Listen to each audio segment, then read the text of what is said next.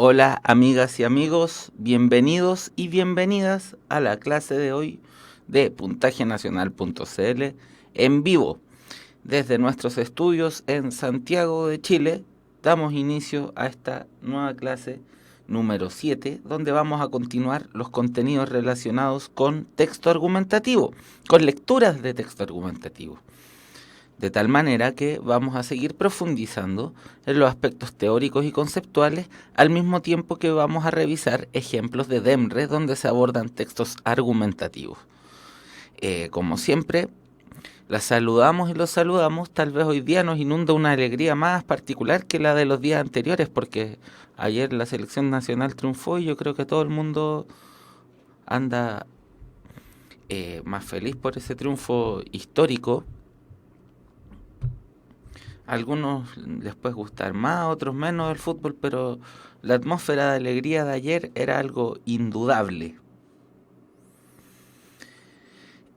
Por esa misma razón, porque nos imaginamos que para la gran parte del país es relevante tener el espacio para disfrutar y celebrar las victorias que guardan una significación social importante en lo que respecta a un país en que el principal deporte es el fútbol, es que hemos decidido cambiar la clase para el día de hoy. Sin embargo, la clase será la misma y esperemos que tenga la misma intensidad que nos pudo haber dejado la experiencia futbolística del día anterior.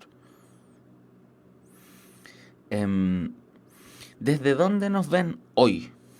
Y si quieren pueden hacer algún comentario también con respecto a la contingencia futbolística, que es lo que pareciera importarle a la mayoría. Pero nosotros hacemos siempre esta pregunta tradicional para poder tener alguna claridad con respecto a desde dónde está constituido nuestro público. Hola Nicole, hola Nati, hola Marti, hola Natalie, hola Tao, hola Bono.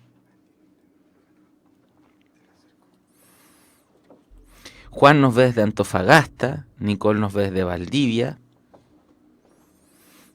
Stracker nos ve desde Osorno, Nati desde Puente Alto, Tyrion Lannister, de nuevo vino Tyrion Lannister a la clase, que yo me siento orgulloso, es mi personaje preferido de Game of Thrones y nos está viendo desde San Bernardo. De San Bernardo. No quiero spoilear para quienes no han visto el último capítulo, pero ha corrido con suerte Tyrion. Nicole nos ve desde Valdivia, Bono desde Villarrica, también nos está viendo el vocalista de YouTube. Impresionante la cantidad de famosos que asisten el día de hoy. José DS nos ve desde El Muro, debe ser amigo de Jon Snow. Pipe nos ve desde Puente Alto. Calafate nos ve desde Coronel, lugar que conozco. Mi padre vivió ahí cuando era niño. Locura Oceánica nos ve desde Talca. Cataluz nos ve desde Santiago, desde Las Condes. Martí nos ve desde Melipilla. Tao nos ve desde Pemuco. Vale nos ve desde Osorno.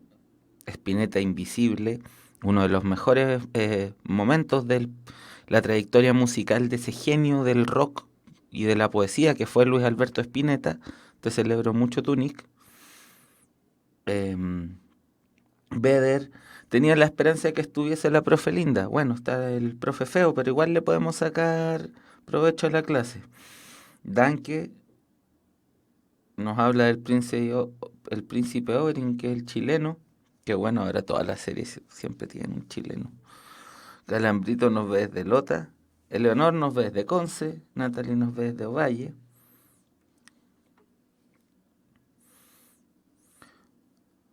Spinetta manifiesta también amor por esa, por esa obra musical de innegable valor. A mí me gusta Spinetta con Jade, me gusta Spinetta con Pescado Rabioso, con Almendra, con Los Socios del Desierto. Excelente música y excelente poesía. De hecho la recomendaría para las personas que quisieran adentrarse más en la poesía, porque desde el punto de vista lírico, Spinetta es un grande.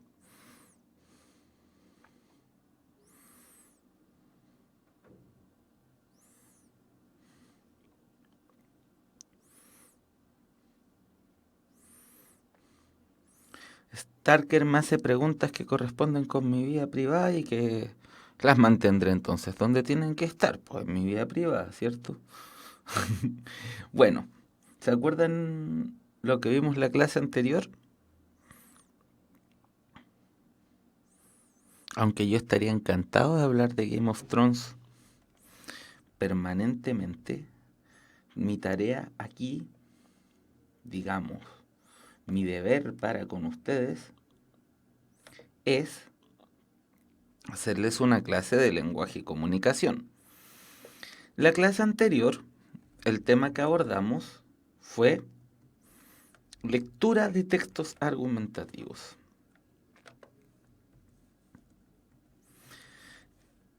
Vimos conceptos y leímos textos. A ver si podemos hacer un repaso. Yo les voy a preguntar sobre lo que recuerdan, con qué se quedaron de la clase anterior.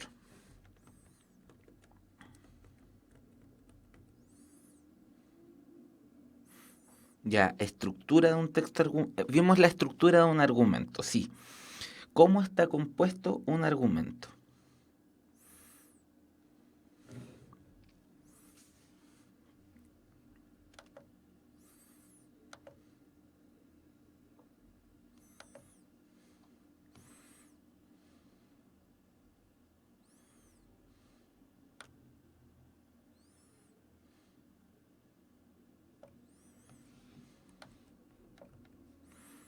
Base, garantía, respaldo y tesis. Ya, perfecto. La tesis no es el argumento, ¿cierto? Cuando les pregunten cuáles son las partes de un argumento, no digan tesis, porque la tesis no es el argumento. ¿Cuál es la diferencia entre tesis y argumento? ¿Cómo podrían diferenciar esos dos conceptos? Entre tesis y argumento. Porque yo les digo, si les dicen cuáles son las partes de un argumento, no se les ocurra responder tesis.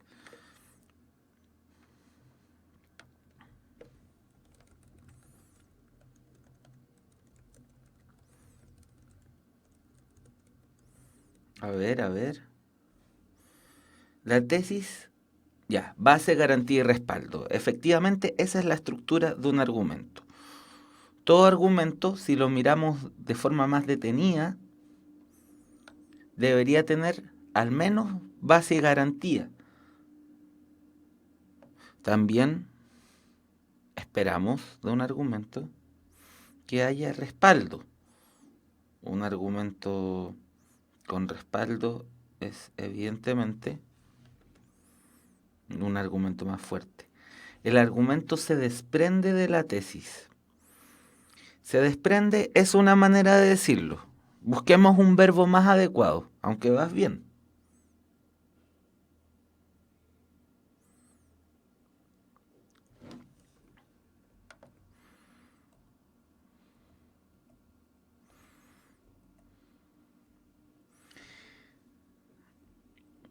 El argumento se relaciona con la tesis. ¿De qué manera se relaciona? ¿Qué es lo que tendría que hacer un argumento con respecto a la tesis? La defiende, efectivamente, como dice Starker. Un argumento aparece para defender una tesis. Y la tesis, como ustedes bien dijeron, es la idea principal que uno va a defender en un texto argumentativo. Por lo mismo, aunque uno puede reconocer tesis menores dentro de una tesis grande, siempre hay una tesis que engloba todo en un texto argumentativo, una idea principal que quiere ser defendida. ¿Qué cosas, qué características le atribuimos a la tesis?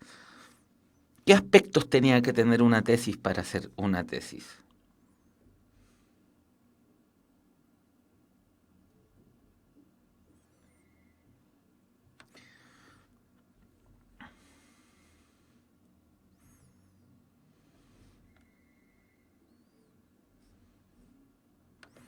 A ver, a ver, a ver.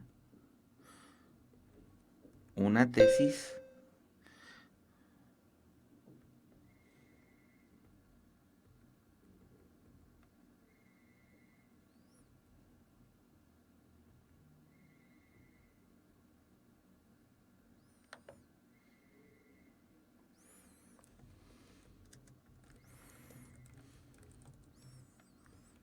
ser un tema polémico, efectivamente.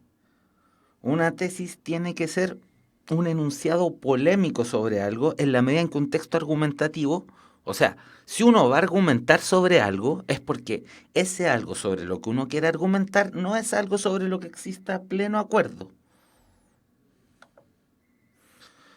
Al no existir pleno acuerdo sobre eso, es necesario argumentarlo. Entonces, una tesis se puede sintetizar en un enunciado que es necesariamente polémico con respecto a otras posturas sobre el mismo tema. Desde ese punto de vista, no guarda interés como tesis que uno diga, yo sostengo férreamente que el cielo es azul. O sea, en verdad, desde la ciencia seguramente alguien me va a decir que estoy equivocado, que el cielo se ve azul, pero ya, entonces tengo que emplear un ejemplo mejor. Yo sostengo férreamente que los cuerpos se atraen a la Tierra en virtud de la fuerza de gravedad. Más o menos toda la física contemporánea estaría de acuerdo en esa afirmación, entonces no es algo que deba ser argumentado, no guarda un carácter polémico. Entonces, como ustedes muy bien lo han reconocido en este chat, la tesis debe ser, como dice Cataluz, un tema polémico. José dice también, Nicole, un tema de contingencia. O si no es de contingencia, ¿cierto? Porque lo contingente es como lo que está siendo relevante en este preciso momento. Uno podría argumentar sobre cosas que no están siendo consideradas relevantes por todo el mundo y sin embargo ser polémicas. Pero sí, se argumenta habitualmente sobre temas de contingencia. José dice que es polémica porque genera desacuerdo. Exacto. Teón, llega más gente de Game of Thrones. Se está llenando del repertorio de Game of Thrones este chat. Me parece estupendo, estupendo, estupendo. Yo los veo, a veces he llegado a soñar con ustedes porque es apasionante, po. Y ahora están en mi clase y yo no podría ser más feliz. En la tesis hay distintas opiniones las que son defendidas con argumentos. Claro, Beder dice debe haber una oposición. Al menos teóricamente, ¿cierto? Una tesis debería admitir una contratesis, una tesis que opinase lo contrario. Si no, no habría necesidad de argumentar.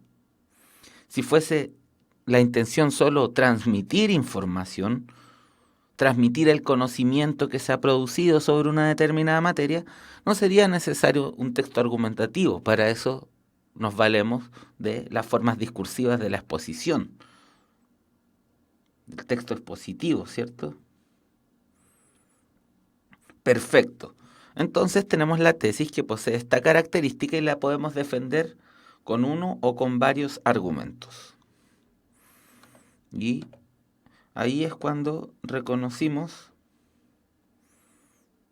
que los argumentos, al menos según este modelito, estaban compuestos de base, garantía y respaldo.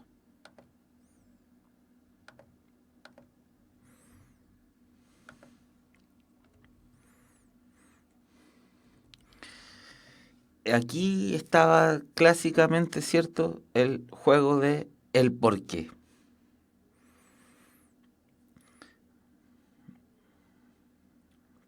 La vieja y buena prueba del porqué.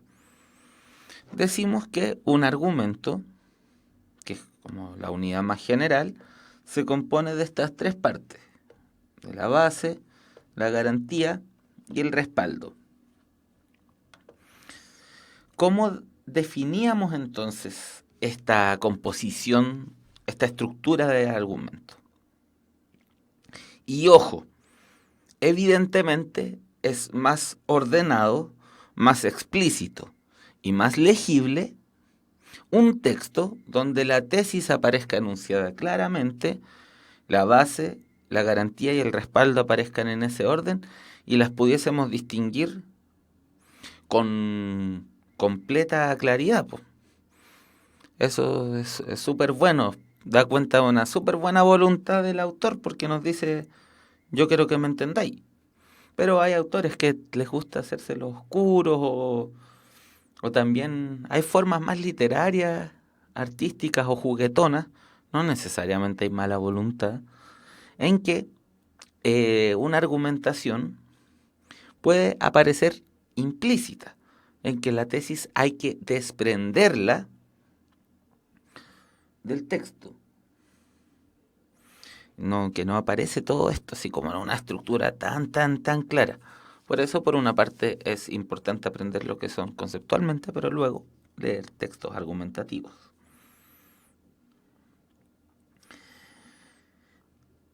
Así, entonces, las bases, la base, la garantía y el respaldo. ¿Qué era esa cuestión? Podemos inventar argumentos nuevos hoy día.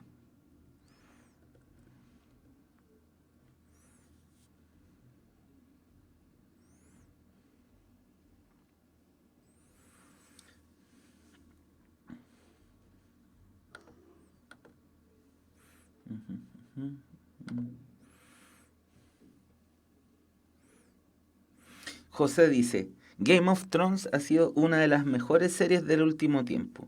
Si eso sería una tesis, claro que es una tesis. Porque podría aparecer otra persona, aunque en temas de estética, digamos, de arte y espectáculo, objetos estéticos en general, costaría llegar a una resolución clara, pero evidentemente son siempre opiniones argumentables, porque otra persona podría decir, no, Game of Thrones, ¿cómo se te ocurre que así? A ver, que ha sido de las mejores series del último tiempo, eso incluso podría ser menos polémico, porque al decir que es las mejores, uno podría hacer una lista de series que son las mejores series del último tiempo. Sin embargo, si uno hace un enunciado más duro, Game of Thrones es la mejor serie del último tiempo. Ahí ya es más fácil que se produzca la polémica, porque van a llegar otros fanáticos de Walter White y van a decir, no, pues, ¿cómo se te ocurre que Game of Thrones es la mejor serie del último tiempo? Sí, es Breaking Bad. Obvio que es Breaking Bad. Y va a llegar otro y va a decir, están hablando tonteras los dos y la mejor serie del último tiempo es The Walking Dead.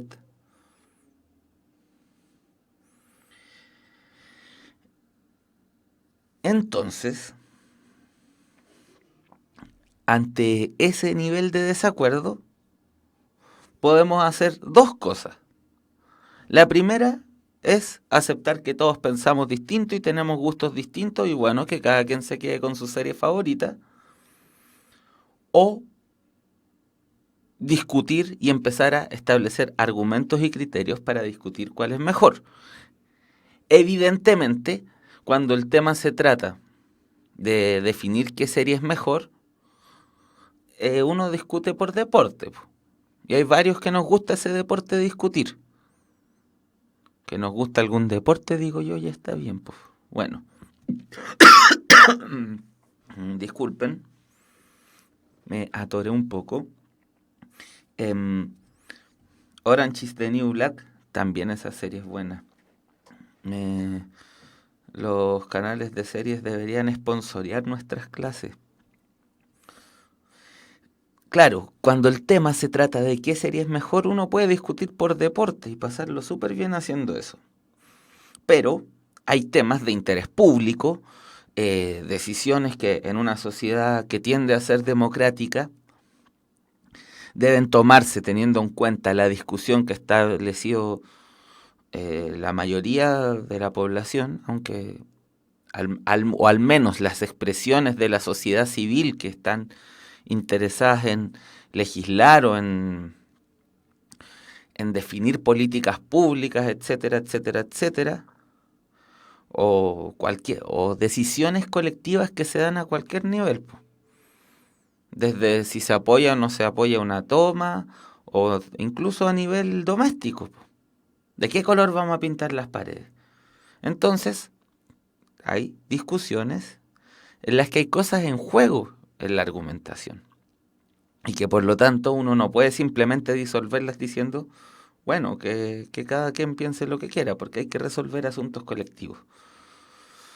Cualquiera sea de los casos, cuando uno quiere establecer una argumentación que esté orientada por lo que hemos definido que es racionalidad, y como hablamos en la clase pasada, vamos a tener un concepto súper amplio de razón, porque si no nos iríamos en una discusión filosófica de la que no vamos a salir jamás. Entonces vamos a decir que una discusión racional es aquella que establece discursivamente aspectos que pueden ser sometidos a evaluación por otros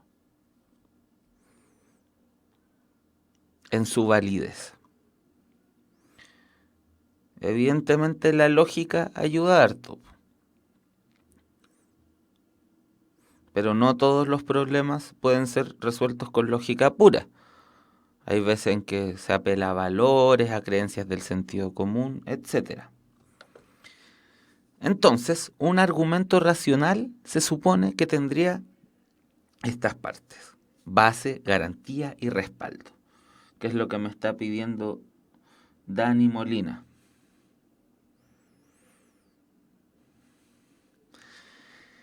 La base es la primera parte de la argumentación y es la que vincula la relación entre la tesis y el argumento. Y esto es fundamental, que que el argumento esté directamente conectado con la tesis que quiero defender. O sea, si yo digo Game of Thrones es la mejor serie del último tiempo y mi argumento es el medioevo es interesante, ¿estoy respondiendo directamente a la tesis?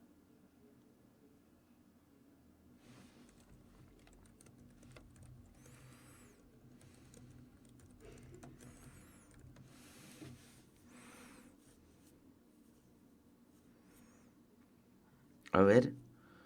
No, por cierto, es un aspecto tangencial. Claro, si digo Game of Thrones es una de las mejores series, es la mejor serie, y digo ¿por qué? Porque Tyrion la lleva. No, pues, no. O sea, estaría de acuerdo con ese juicio, sin embargo, no es un argumento que defiende directamente la tesis que estoy planteando. La base es el enunciado, entonces, que responde al porqué de la afirmación de la tesis. Si mi tesis es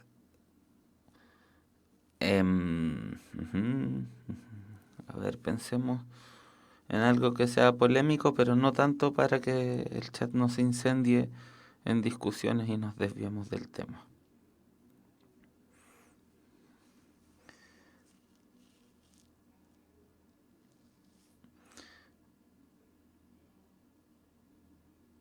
Ya, pues la discusión que se está teniendo contingentemente sobre educación y la reforma educacional.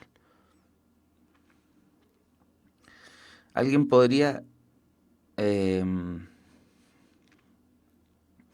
discutir que los colegios particulares subvencionan, o sea, que el Estado deba subvencionar a, a privados? Y diría entonces, es deber del Estado garantizar el derecho de a la educación, y eso se hace por medio de establecimientos que pertenezcan al mismo Estado. O uno puede sostener la opinión contraria. Es deber del Estado sostener una pluralidad de formas de plantear la educación, y eso se logra mejor combinando los establecimientos municipales o ahora estatales, y los privados con subvención y sin subvención.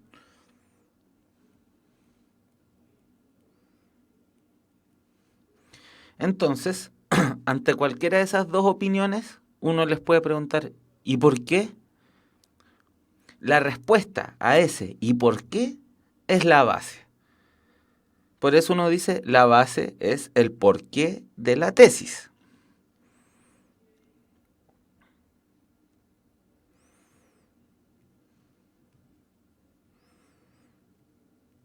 Entonces, no sé, pues, ¿por qué los establecimientos deben ser públicos? Porque así el Estado se hace cargo directamente del derecho que es su deber entregar. ¿O por qué está bien mantener la educación subvencionada? Porque así se garantiza la libertad de enseñanza, que es lo que sostiene la posición. O sea, son dos posiciones. Entre estas hay matices, yo tal vez estoy extremándolas un poco, pero es solamente a efectos de las razones pedagógicas.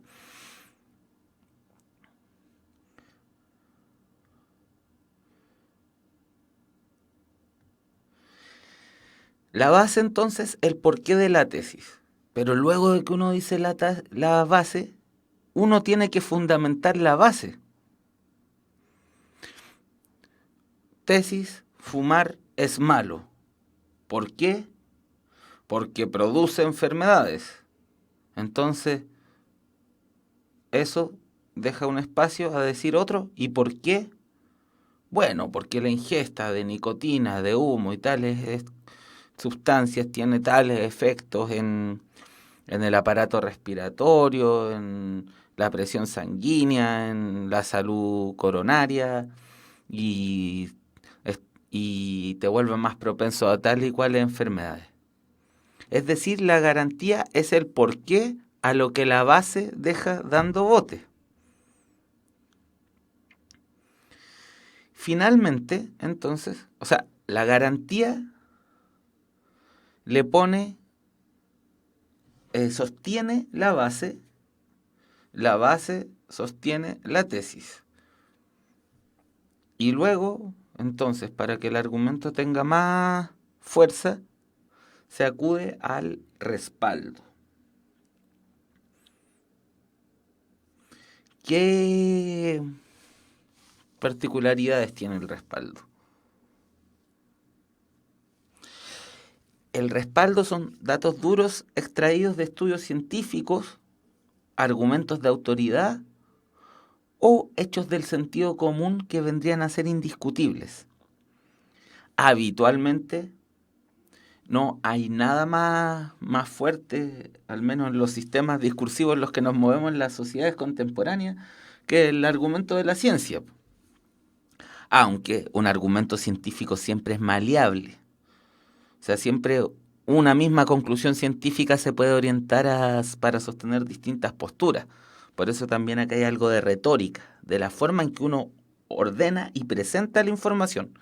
Sin embargo, los respaldos tienden a ser fuentes científicas. Recordemos que las ciencias las podemos, al menos, dividir en dos tipos de ciencias: ciencias naturales y ciencias sociales. Y los respaldos de las ciencias sociales que tienden a ser más valorados en el debate público son aquellos cuantitativos, o sea, que refieren al orden de lo estadísticamente medible.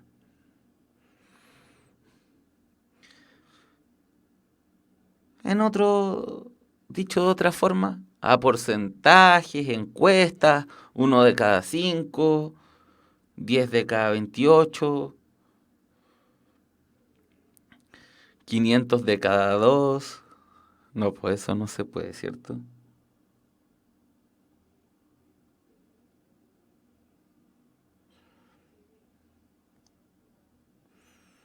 Danke acaba de manifestar una tesis. Dice, la ciencia está en continua corrección, así que la validez de un respaldo científico es a lo menos dudoso.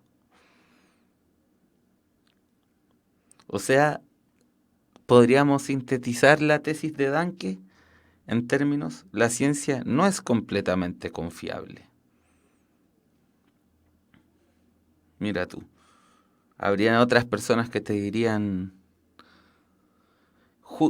el argumento exactamente contrario. La ciencia, por estar en permanente corrección, es más confiable que otros sistemas de pensamiento dogmáticos que no están sometidos a la duda.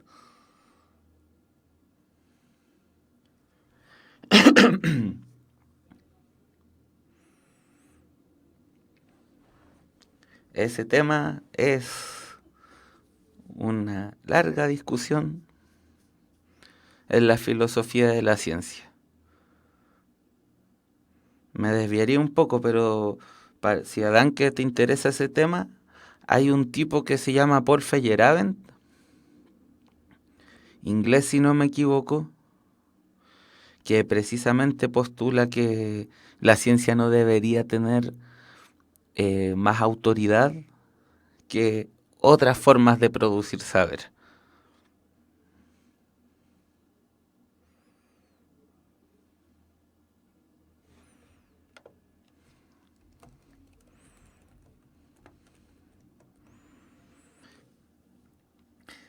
Theón dice, profe, cuando establecemos un dogma, ¿ya no debería haber discusión?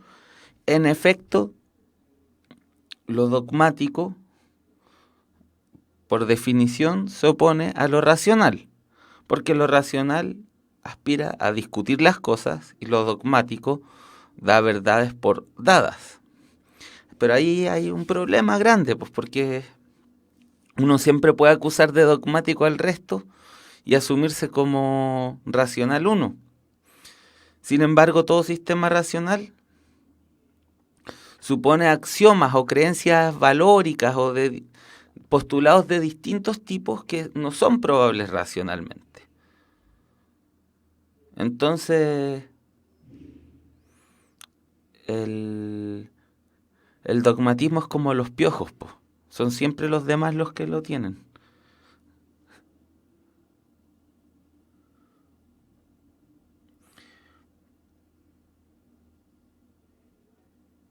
Qué buena la discusión que se está dando entre ustedes. Si la ciencia es confiable, porque José, puntaje nacional Co, dice, pero es confiable en sí misma. José dice, pero al menos es la mejor herramienta que tenemos de momento y con la que hemos logrado más cosas. Claro, son dos argumentos a favor del conocimiento científico.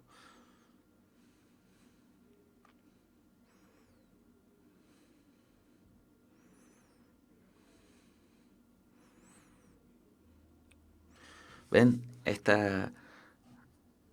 me encantaría seguir extendiéndome en este tema. Sin embargo, lleguemos a una solución tibia y digamos que los respaldos tienden a apelar a la ciencia, porque pensemos lo que pensemos de la ciencia, y ante eso hay una gran gama de posturas. En el discurso público, en lo que discute la sociedad civil, tiende a ser más valorada una opinión con respaldo científico que una que no. Entonces, habitualmente, aunque uno sostenga su propia perspectiva por razones válidas como la ideología o la religión o los valores, que pueden ser las cosas que te movilizan a sostener una posición, tu postura va a ser más fuerte y más considerada en la medida en que apelas a la ciencia, porque se supone que estarías apelando a algo que es o aspira a ser más neutro y más imparcial.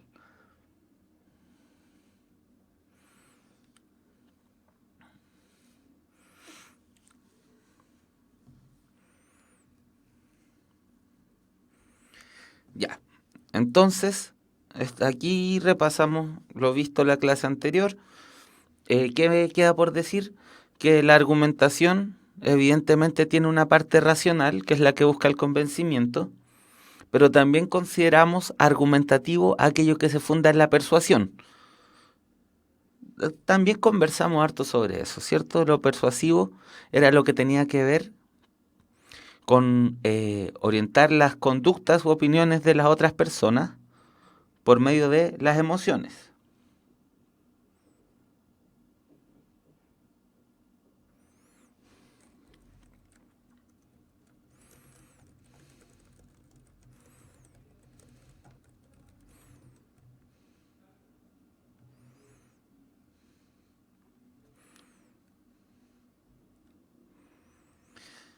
Otra cosa, otro texto que pueden buscar en internet de un profesor chileno, los que están interesados en este tema de la discusión de ciencia, es un libro de un profesor de física y filósofo chileno que se llama Carlos Pérez Soto. El libro se llama Sobre un concepto histórico de ciencia y él lo puso a disposición gratuita en internet. Así que es cuestión de que lo busquen. Catalus dice, un estudio realizado por mí. ¿Es válido? Eh, si tú eres un profesor que está en una universidad y su estudio está respaldado por ciertas metodologías y aprobado por una determinada comunidad científica, sería válido. Pero si no, no podría hacerlo porque una de las gracias que tiene la ciencia y porque a la gente le gusta apoyarse en la ciencia es porque la ciencia ha establecido criterios que se supone te permiten distinguir conocimientos válidos y otros que no. Por ejemplo, uno de esos criterios es su validez experimental. Si yo digo que el agua hierve a los 100 grados, estoy indicando un experimento. Otra persona en cualquier lugar del mundo podría hacer el mismo experimento, incluso podría ser específico, bajo tales y cuales condiciones, si hago esto va a pasar esto otro. Y la validez experimental radica en eso, en que bajo las mismas condiciones, si tú repites el experimento, va a pasar lo mismo. Y eso le daría legitimidad científica al conocimiento.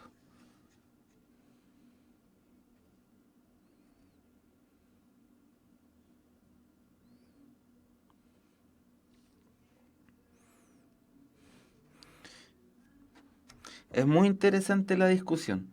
Miren, para ver la posibilidad de reconocimiento, vamos ahora a hacer algo muy divertido, o que yo encuentro divertido.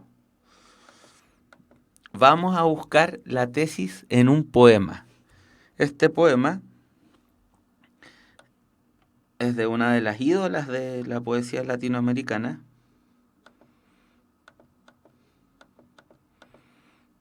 mexicana, la gran Sor Juana Inés de la Cruz, con un soneto famoso que se llama Hombres necios que acusáis. Esto es Demre, así que no estoy incurriendo en ningún pecado. Y tiene la particularidad de ser un texto poético que al mismo tiempo es un texto argumentativo.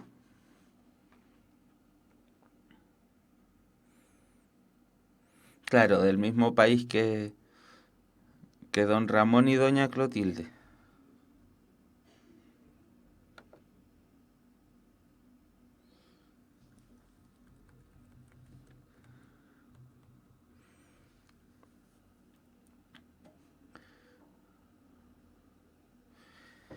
Leamos el poema en voz alta, po, y ahí hacemos las preguntas pertinentes.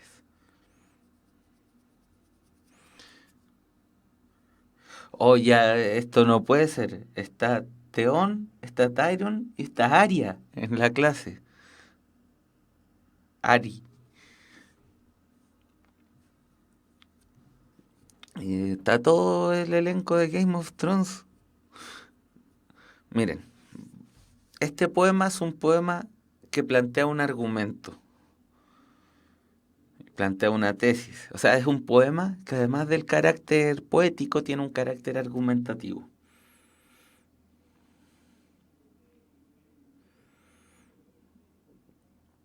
Hombres necios que acusáis a la mujer sin razón. sin ver que sois la ocasión de lo mismo que culpáis. Si con ansia sin igual solicitáis su desdén, ¿por qué queréis que obren bien si las incitáis al mal? Combatís su resistencia y luego con gravedad decís que fue liviandad lo que hizo la diligencia. Parecer quiere el denuedo de vuestro parecer loco al niño que pone el coco y luego le tiene miedo. En verdad no es un soneto, estaba carrileando, pero sí es un texto de carácter argumentativo.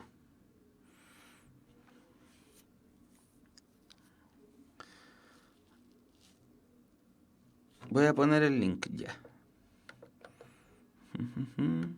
Copio. Pego. Ahí está. Ya.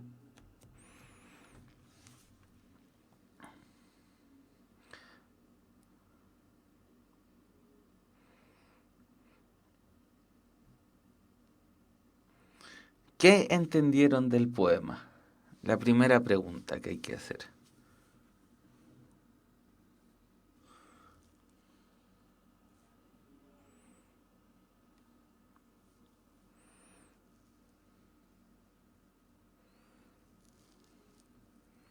¿Qué alcanzaron a entender? Denme algún feedback.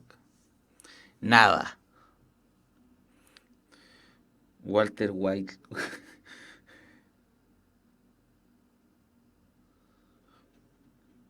No tengan miedo de decir si no entendieron nada. Son cosas que pasan. Uno no tiene por qué entender todo.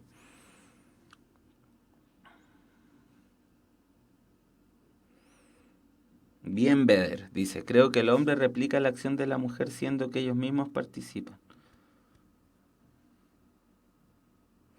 Cátalos dice, los hombres acusan a las mujeres de cosas que ellos mismos incitan.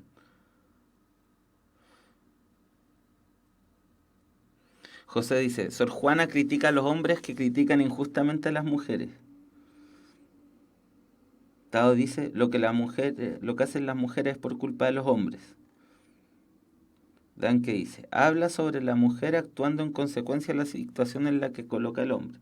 Será opresión probablemente y la mujer rebelándose.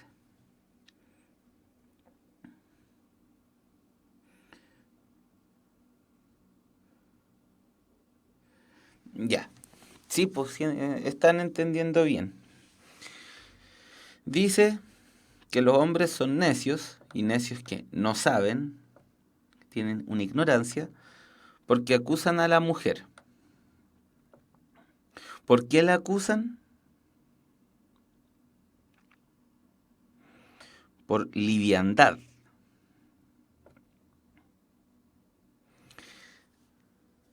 Liviandad aquí lo que se refiere es a que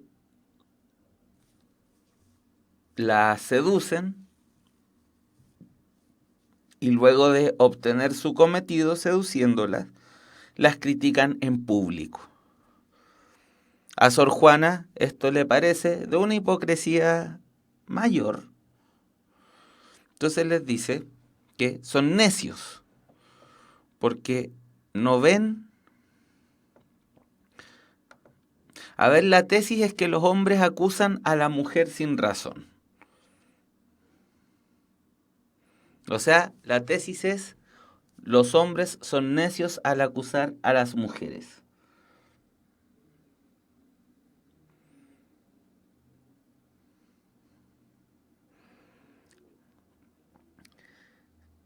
La base de este argumento es que esta acusación es mala porque los mismos hombres la incitan al mal.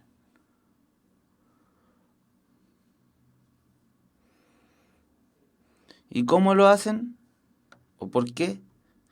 Combaten su resistencia, las tratan de seducir, de convencer. Ahí tendríamos tesis, base y garantía. Evidentemente, respaldo no vamos a obtener aquí porque es un poema y no un estudio científico. Entonces, la tesis de Sor Juana es que los hombres son necios, o sea, no los hombres, no todos los hombres, que hay un grupo de hombres que son necios. ¿Por qué? Porque acusan a la mujer sin razón de liviandad. ¿Y por qué es sin razón? Porque de lo que acusan es algo de lo que ellos mismos es algo que ellos mismos han procurado que ocurra, combatiendo su resistencia. Y entonces se da el lujo de tratarlos de cabros chicos, que me cae bien la Sor Juana.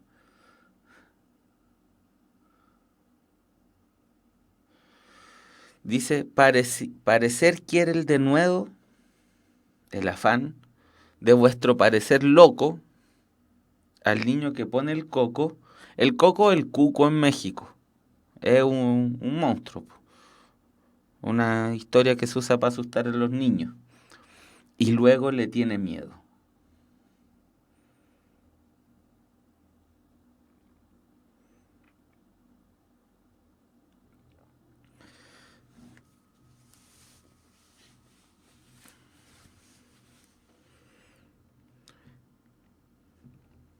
Muy interesante el poema. El coco es el Demre, claro. Eso es lo que ustedes los tienen asustados ahora, pero no se asusten. Vamos a tomarnos nuestro, nuestros 10 minutos de recreo con la pregunta desafío.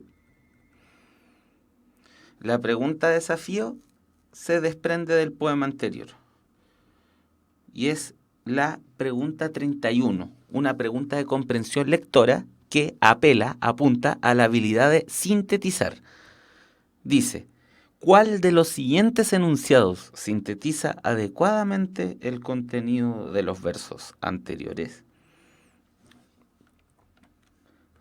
Entonces nos reencontramos en 10 minutos más. Yo los dejo con la pregunta desafío de la Universidad Mayor, pero no sin antes darle el siguiente mensaje. Un ser humano correcto, conocedor y justo es un ser humano que avanza derecho. Sé un profesional integral, postula Derecho en la Universidad Mayor y obtén una doble titulación con The University of Arizona, pudiendo realizar pasantías internacionales. Más info en umayor.cl. Universidad Mayor para espíritus emprendedores. Y entonces nos vamos a la pregunta desafío, que es presentada a ustedes por la Universidad Mayor.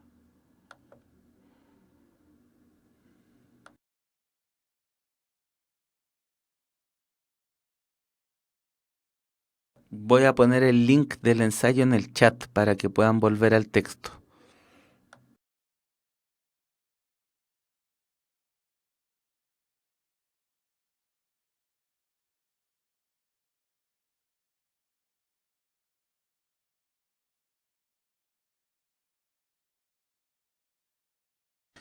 Y para los que están viendo el video por YouTube, pueden buscar el poema, se llama Hombres necios que acusáis. Lo pueden googlear. Los que están viendo en YouTube pueden poner pausa y googlear el poema. Los que están viendo en vivo y en directo pueden abrir el link. Ya, ahora sí, en 10 minutos. Nos vemos.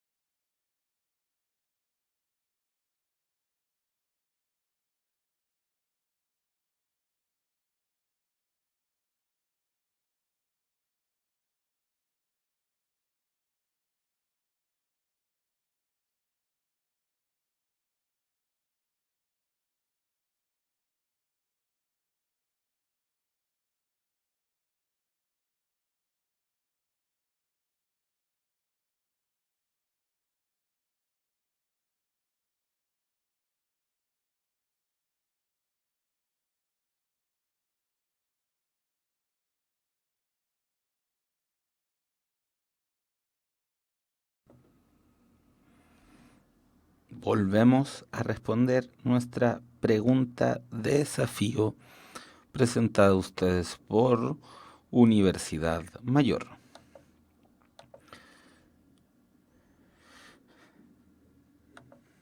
La pregunta era: ¿cuál de los siguientes enunciados sintetiza adecuadamente el contenido de los versos anteriores?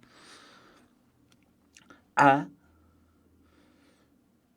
Visión escéptica del amor de los hombres hacia sus mujeres.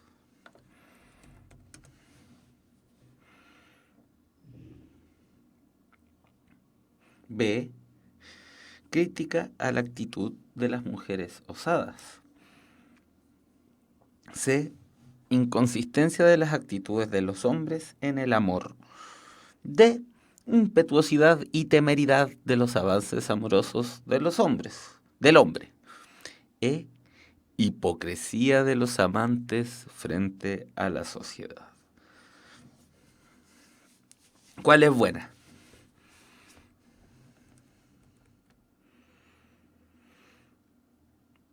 ¿Visión escéptica del amor de los hombres hacia sus mujeres? No, po. No es que esté diciendo que los hombres en realidad no aman a sus mujeres. Aparte que ninguna mujer es de ningún hombre, pero bueno. B. Crítica a la actitud de las mujeres osadas.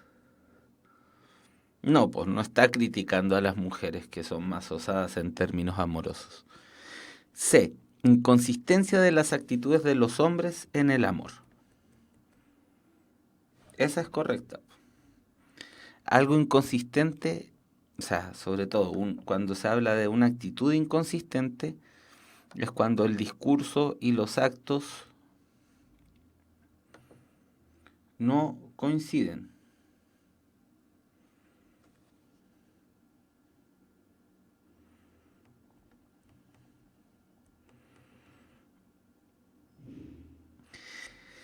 La de impetuosidad y temeridad de los avances amorosos del hombre.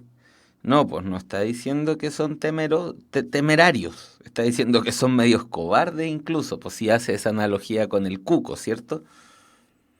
E. Hipocresía de los amantes frente a la sociedad. No, la hipocresía no es de los amantes, es solo de los hombres porque incitan a las mujeres a hacer cosas y después la andan pelando. Y todos sabemos que no es de caballeros hacer eso. Entonces, la síntesis correcta de este enunciado es la C.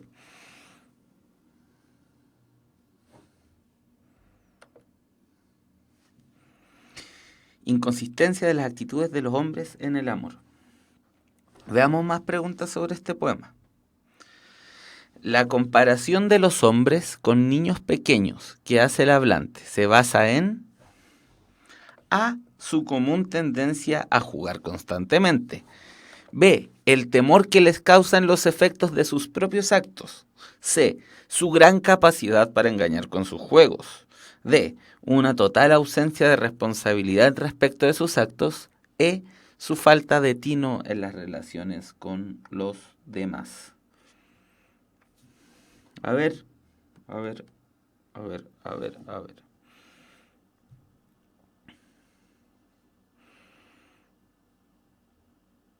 Esto sería lo que se llama un argumento por analogía o una analogía. Explicas algo por medio de la explicación de otra cosa.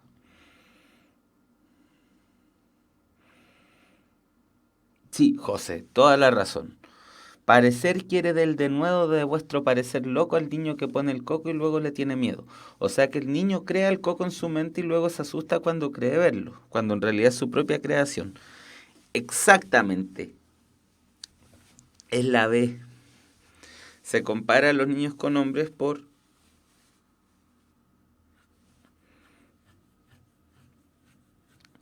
el temor o el rechazo de que producen los propios actos.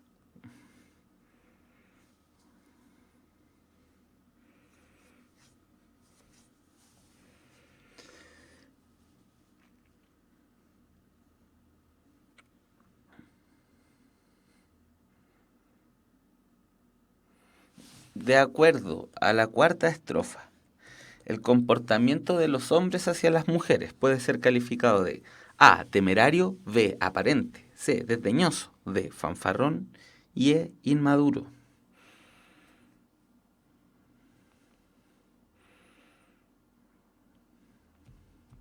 Esta es una pregunta que pone en juego la habilidad de caracterizar. Es evidente, ¿cierto? Hay que poner una característica. Inmaduro, ¿cierto? Es claro. Cuando te comparan con un niño, te están diciendo inmaduro. Si alguien te dice, oye, pero que eres cabro chico, te están diciendo que eres inmaduro.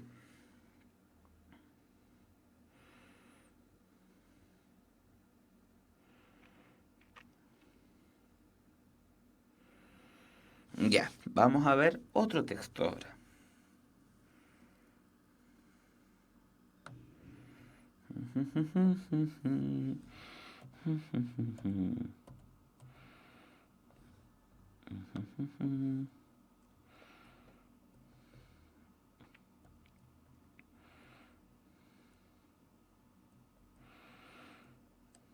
Ya, tenemos aquí otro texto argumentativo extraído de otro ensayo, que el link lo voy a poner en el chat a continuación.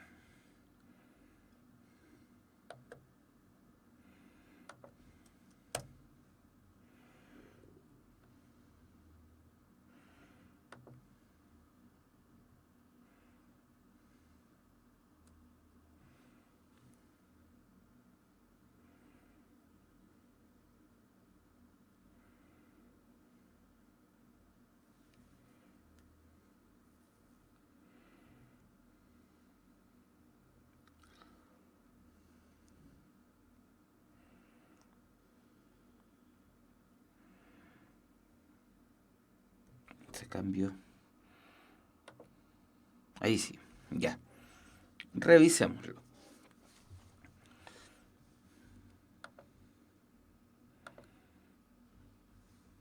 ¿Me ven en estos instantes?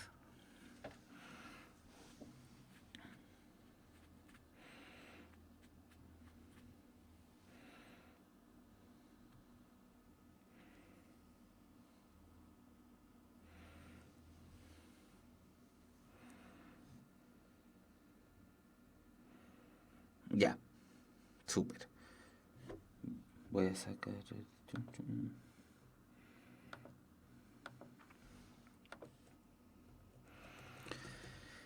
Cocodrilo la morte, consúmete. ¿Consumes o te consumen? Parecemos hombres y mujeres anuncio con tanta marca de ropa. La morte, las camisas, politos, chaquetas, calcetines y corbatas de cocodrilo. Consúmete, consumehastamorir.com. Eso aparece en este aviso publicitario. Ahí está más grande. Marcas con encanto. Añadir tu comentario. Esto es un comentario en internet de Felipe M. En primer lugar, antes de dar mi comentario sobre la imagen, quiero felicitar al creador de esta página web por permitir que miles de usuarios de todo el mundo puedan expresar sus comentarios y también, evidentemente, felicitar a quien diseñó el texto gráfico visual. De hecho, me parece que la imagen en sí misma de la mujer devorada por el cocodrilo refleja fielmente a nuestra sociedad de consumo. Una sociedad compulsiva en torno a la adquisición de mercancías, como si éstas fueran el oscuro objeto del deseo de los consumidores. Además, no podemos olvidar que la población mundial tardó decenas de miles de años en alcanzar la cifra de apenas 1.000 millones de habitantes en el año 1800. Sin embargo, tan solo en los últimos 200 años, la población mundial ha alcanzado una cifra superior a los 6.300 millones de habitantes, considerando que para el año 2050 esta cifra podría llegar a los 9.000 millones. Vamos a hacer caleta. ¿Qué ocurrirá entonces con el consumismo para ese año? ¿Darán abasto los recursos naturales para tantos habitantes? Comentado por Felipe M. Aquí la tesis, bueno, parte el texto diciendo que el aviso está muy bien, que la página está muy bien y felicitándolos a todos. Y dice, sí, pues la imagen está súper bien porque refleja la sociedad de consumo. Y hace una crítica a la sociedad de consumo. Y sostiene una tesis. ¿Cuál es la tesis que está sosteniendo?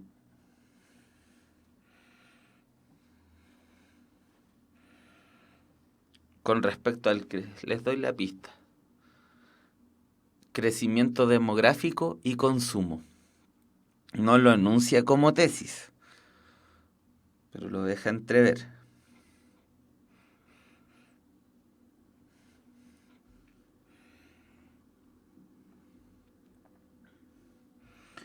¿Qué opinan los que están viendo?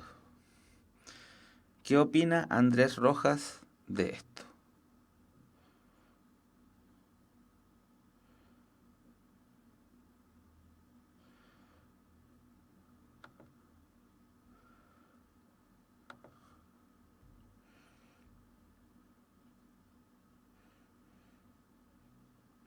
¿Cuál es la tesis? Es una tesis predictiva.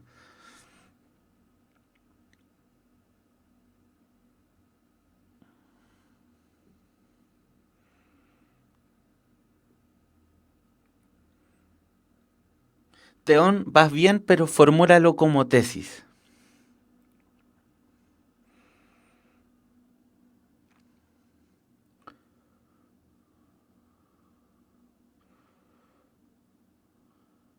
Lo, lo estás poniendo como condicional. ¿Sí darán? La tesis la plantea como pregunta este tipo, don Felipe M., pero lo que está diciendo es, si uno lo pudiese sintetizar como una tesis, ¿cómo sería?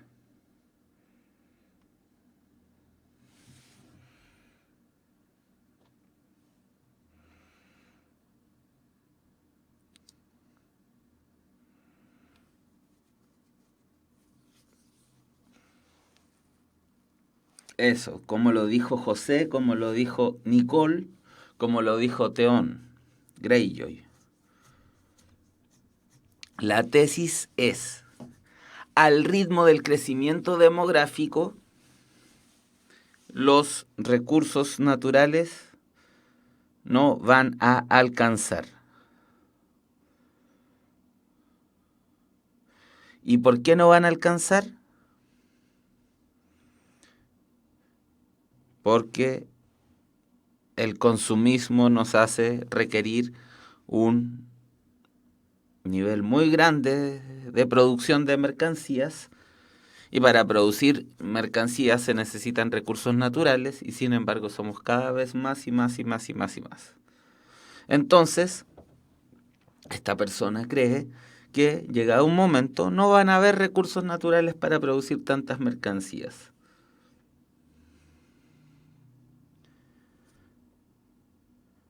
De esta manera estaríamos siendo consumidos por el consumo, como este libro de Thomas Mullian, escrito a finales de los 90, creo, El consumo me consume.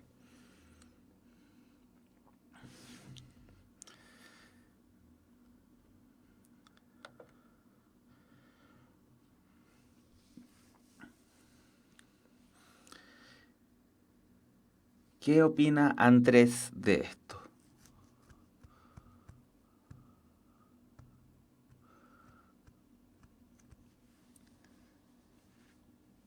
¿Desperdiciamos recursos humanos ¿Desperdiciamos recursos naturales? ¿Desperdiciamos aire? Esas preguntas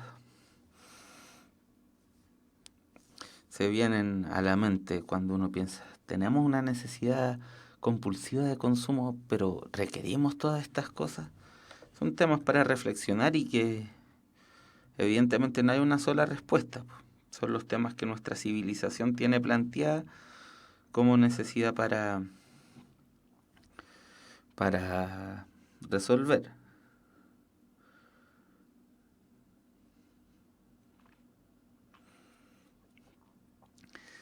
¿Qué imagen de sociedad actual se infiere del texto anterior? Respondamos algunas preguntillas antes de irnos, ¿cierto? Una sociedad A, elitista, pues solo los consumidores pueden acceder a un buen estilo de vida. B, progresista, en el que el avance tecnológico minimiza los costos de producción. C, exitista, por cuanto sus miembros asocian consumir a tener éxito en la vida. D, competitiva, ya que sus productores rivalizan en un mercado creciente. E, mercantilizadora, desde el consumismo excesivo deshumaniza a los consumidores.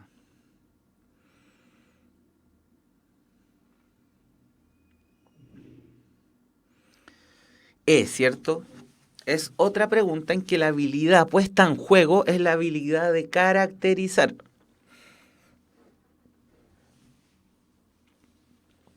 ¿Cómo se caracteriza la sociedad en la que está pensando este tipo? Es una sociedad mercantilizada. No habla de élites, no hablan de que hay una porción de la humanidad que obtiene más beneficios que la otra. No habla de progreso tecnológico tampoco, al contrario. No piensa que el avance tecnológico o el crecimiento demográfico nos conduzca a algo así como el progreso. No habla del tema del éxito, de que una sociedad obsesionada con tener éxito, con ser el mejor, con ser el más bello, el más olorosito. No, tampoco habla de lo competitivo, de que estamos permanentemente enfrentándonos los unos a los otros para validarnos, en vez de buscar formas de vida más colaborativas. La imagen de sociedad que nos da este texto es una sociedad mercantilizada, es decir, en la que hay una necesidad de consumismo excesivo, como si el consumismo fuese a llenar nuestro deseo de alguna manera, y en la que todo se aparece como una mercancía, todo es susceptible de ser vendido y comprado en este mundo.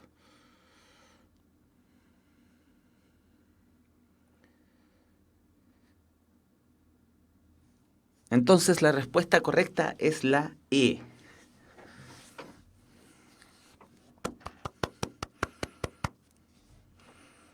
Muy bien a todos los que la dijeron. Veamos la pregunta 55. Cocodrilo en la muerto. Parecemos hombres y mujeres anuncio con tanta marca de ropa. Marcas con encanto. Con relación a la imagen. De ahí mostraremos de nuevo la imagen. Con relación a la imagen, las expresiones anteriores poseen la función comunicativa de A. Rotular el producto para ser seriado posteriormente. B. Reafirmar las cualidades de las prendas de vestir promocionadas. C. Relativizar la descalificación realizada en los diseñadores de ropa de cocodrilo. D. Reforzar verbalmente el carácter irónico y crítico del mensaje entregado. E. Promover estrategias de persuasión orientadas a las necesidades del emisor.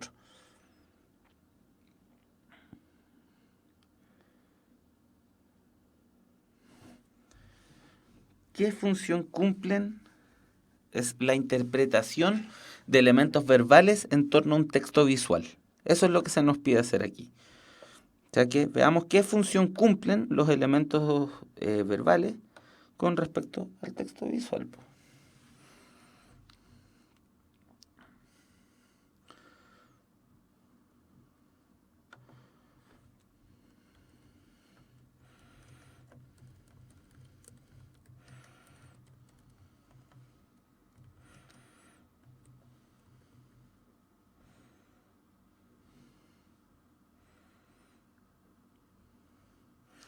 claro, como todos lo dicen con suma asertividad, es el sentido que tienen estas frases es reforzar el carácter irónico. En este afiche propagandístico se está haciendo una denuncia por medio de la ironía.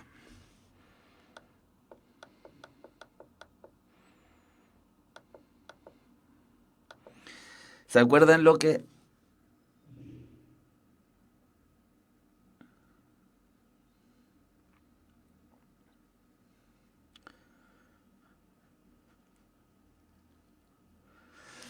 hablamos la semana pasada de la diferencia entre hecho y opinión?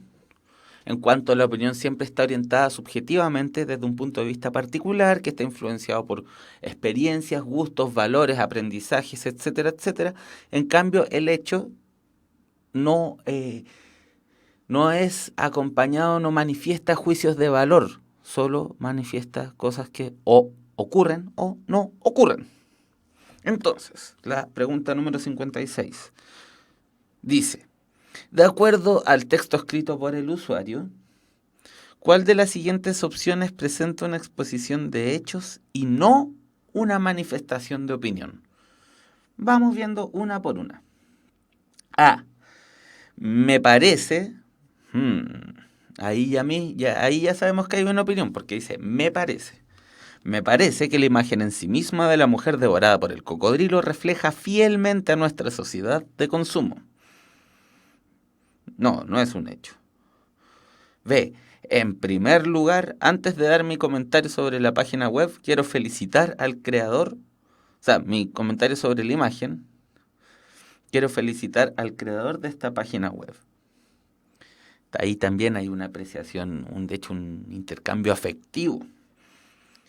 C. Una sociedad compulsiva en torno a la adquisición de mercancías, como si éstas fueran el oscuro objeto del deseo de los consumidores. Aquí está caracterizando la sociedad desde su punto de vista.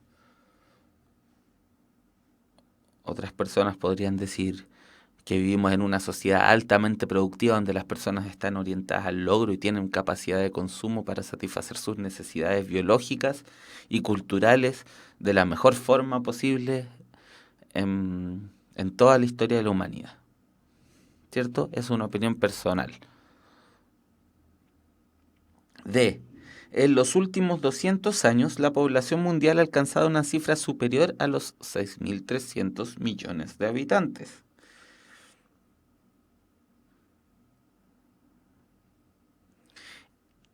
E. La población mundial tardó decenas de miles de años en alcanzar la cifra de apenas 1.000 millones de habitantes en el año 1800.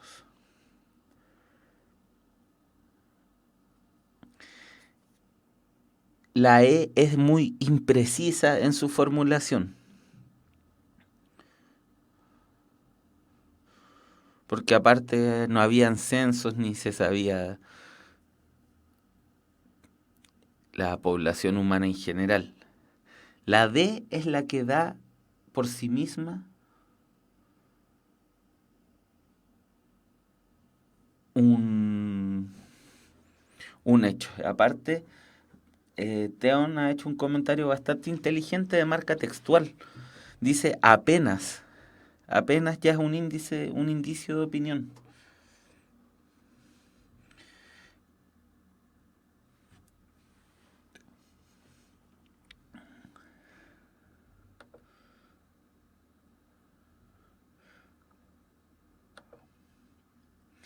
El amigo Zaire dice la D porque expone el hecho de la gran cantidad de desperdicio de aire por parte de tanta gente.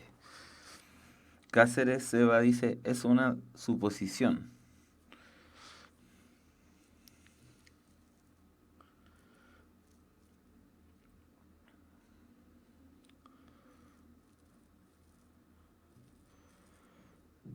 Solamente es un hecho entonces la alternativa D.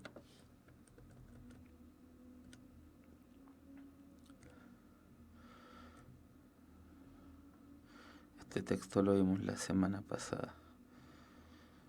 Bueno, entonces, saquemos un corolario.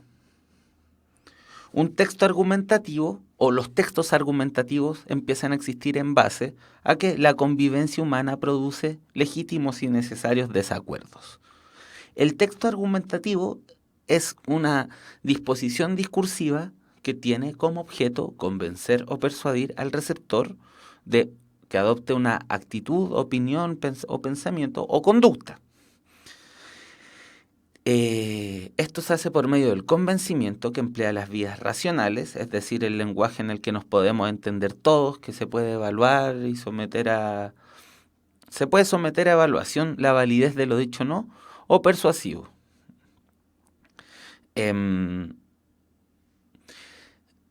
Una argumentación siempre está compuesta, por un lado, por una tesis. La tesis es la idea principal que se quiere defender en el texto. Para ello, tenemos que leer el texto para reconocerla. Para reconocer una tesis tenemos que leer el texto y preguntarnos cuál es la idea de la que me quieren convencer aquí. A veces es explícita y a otras veces es implícita. Por otro lado, los argumentos, pueden ser uno o varios, se ponen a disposición de la defensa de la tesis. Cada argumento está compuesto de 3 partes: base, garantía y respaldo. La base vincula el argumento con la tesis, la garantía vincula la base con la tesis, le da soporte, le responde su porqué, y el respaldo apoya desde datos que son la mayor parte de las veces sacados del discurso de la ciencia. Hemos leído varios textos argumentativos en distintos formatos, ¿cierto? Espero entonces que esta clase les haya sido de utilidad. Ahora les voy a dar un mensaje.